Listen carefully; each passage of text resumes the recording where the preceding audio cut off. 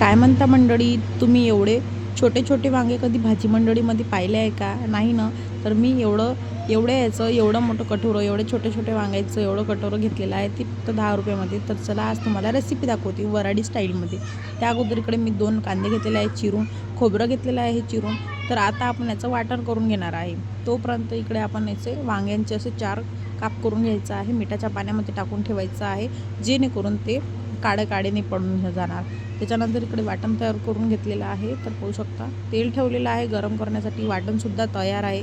वाटण टाकायचं आहे, मिक्स करून घ्यायचं आहे एकजीवपणाने आणि चवीनुसार तिखट टाकायचं आहे.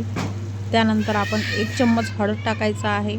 चवीनुसार मीठसुद्धा टाकून द्यायचं आहे. आणि मी यामध्ये वापरलेला गोडा मसाला टाकलेला आहे. तुम्ही कुठलाही मसाला टाकू शकता तुम्ही.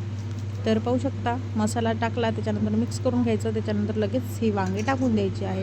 कुठलाच मसाला न भरता व्यवस्थित एकदम बेसिकसुद्धा लोक याला एकदम व्यवस्थित करू शकतात. फक्त सांगितलेल्या पद्धतीने करा एकदा. त्याच्यानंतर थोडंसं मसाल्याचं पाणी टाकलं, झाकून ठेवलं.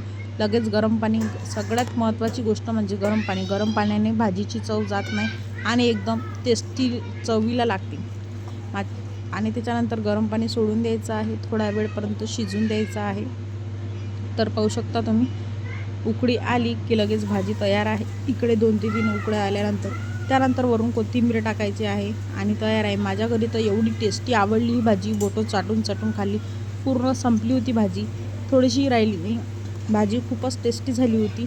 तर इकडे रेडी आहे भाजी. एकदा तुम्हीसुद्धा ट्राय करून पहा. सर्व करून दाखवते तुम्हाला.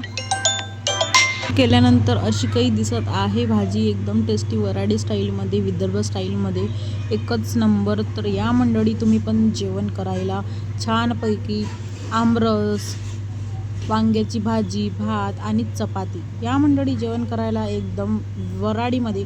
कसा वाटला व्हिडिओ नक्की सांगा. भेटू अशाच एका नवीन व्हिडिओमध्ये. तोपर्यंत बाय.